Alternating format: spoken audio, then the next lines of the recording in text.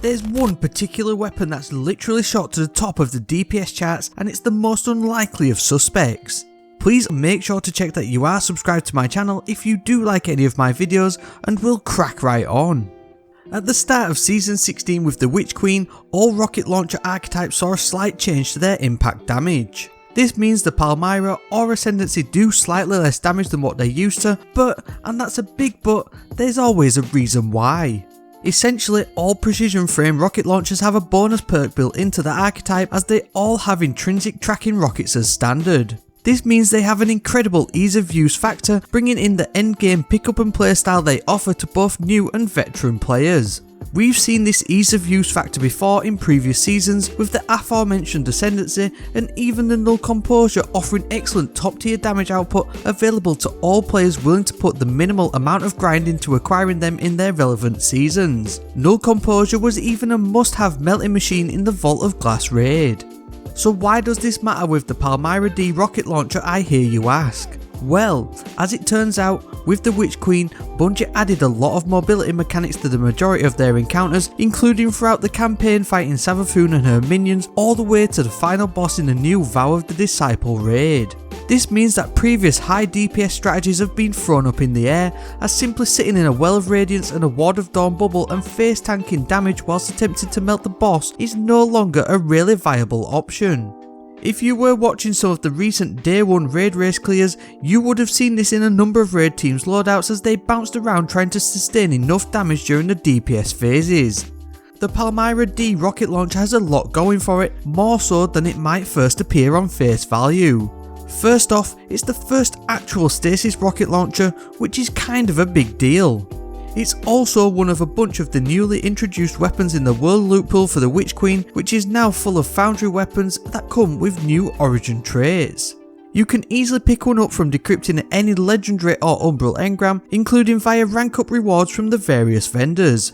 Chancing your luck on RNG might be okay for some, and you may happen across the base roll we're going to be going through today, but if you really want it, keep your eyes out for the red Deep Sight Resonance version of it. This is because the Palmyra D is one of the very few world loot pool weapons that you can actually shape via the relic on Mars, much to the dismay of funnel web fans everywhere. Fortunately, you only need to abstract one pattern to unlock it and allow you to shape it, so it really is accessible to everyone, as it seems to have a decent drop rate as a resonance weapon.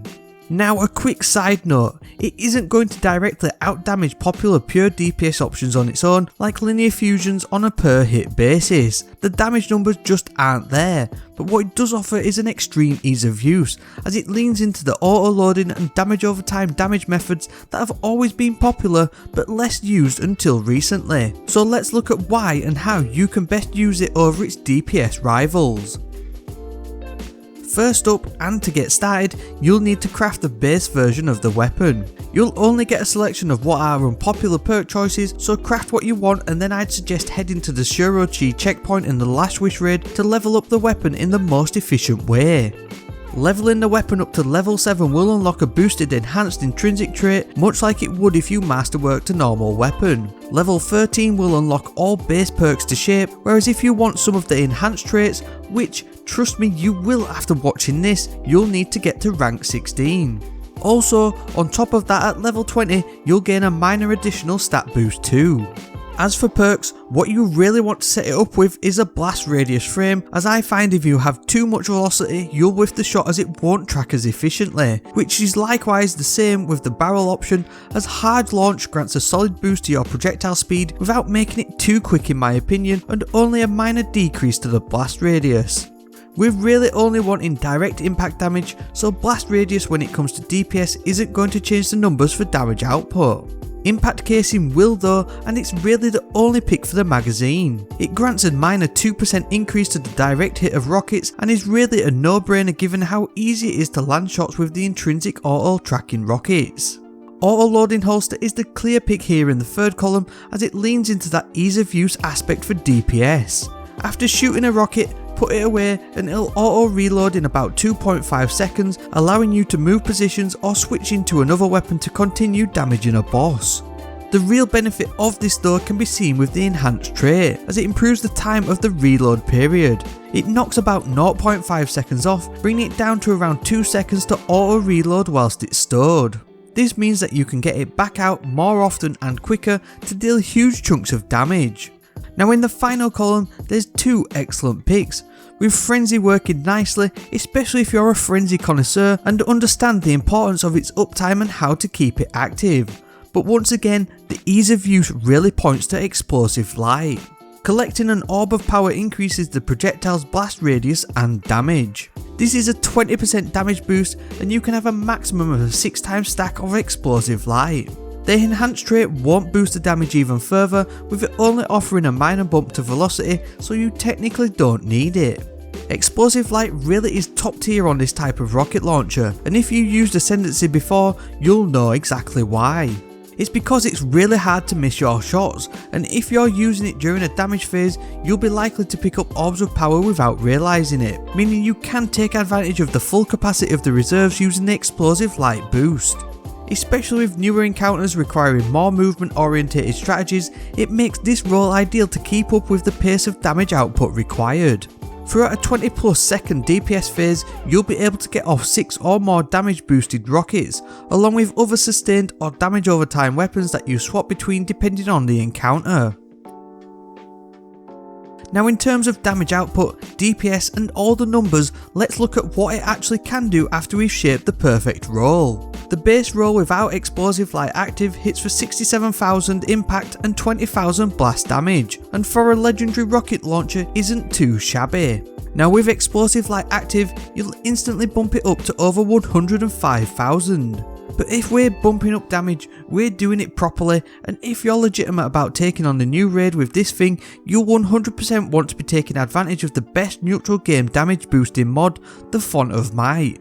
Collecting a Stasis Elemental Well will grant your Stasis weapons a damage boost for a short duration, boosting weapon damage by 25%. Now with both of these active, it will take you up to a whopping 138,000 damage per rocket, and if you take into consideration that generally in a fire team you'll be either using the Well of Radiance, Ward of Dawn or Banner Shield with an additional damage boost of anywhere between 20 to 40% respectively, it'll bump it up to over 170,000 per rocket, and if we throw in a 30% debuff on top, you're over 220,000.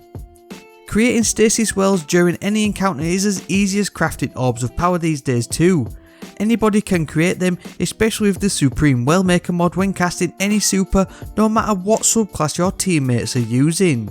Obviously, you'll need to be running a Stasis subclass to use the Font of Might, but Stasis really is strong in the endgame, especially for its shutdown capabilities, so any mod that will allow you to create Stasis Wells will be useful too. Elemental Armaments is easily the strongest choice, as this season brought with it a ton of great Stasis weapons to use in the kinetic slot. Now that brings us nicely into the combos you might want to use, as Thoughtless has a number of great rolls to use in such a setup. It can roll with Firing Line, which is still a 20% damage boost when stood nearby to allies. Alternatively, if you're going for the big numbers, there's only really Izanagi's Burden that can do it on a per hit basis. A ×4 honed edge shot along with its catalyst, which boosts the damage of a fully stacked shot, is still amazing and is perfect to squeeze in a shot plus a reload to set up the next after swapping between your weapons. This really only works effectively if there's a div bitch using Divinity to get that crit boosting bubble on a target, again leaning into the ease of use. However, if you are unlucky enough to be that div bitch, Palmyra is still a great option, as you can quick swap between to bang a rocket in every so often without losing the Divinity bubble. Raid teams were doing this combo in numbers over the weekend, and although it may seem like it's only for the ultra hardcore, it is a really accessible loadout. Alternatively, even Witherhoard is excellent to help with that damage over time tick damage as you rotate between your weapons, with it too having an auto loading feature via the catalyst. The Fugu 55 Sniper can also come with an auto-loading Vorpal roll, and it's a void weapon, so you can also use it with the new Volatile Rounds mod too, making a double special loadout using Witherhoard, or is it a real genuine option? I really just wanted to open your eyes into the meta sandbox this season, which is generally shaped by the high level endgame activities, of which the new raid has set the gold standard for it seems this season as far as I can tell. It might not be the be all and end all, or tick all of your boxes of your playstyle, but it's another tool in the box that could come in clutch that one time your team or you need it. If you really want to see what rocket launchers can actually do though this season, you need to watch this next video. It's only a quick one, but I promise you that you'll laugh, and if it doesn't, then subscribe anyway to wash away the pain.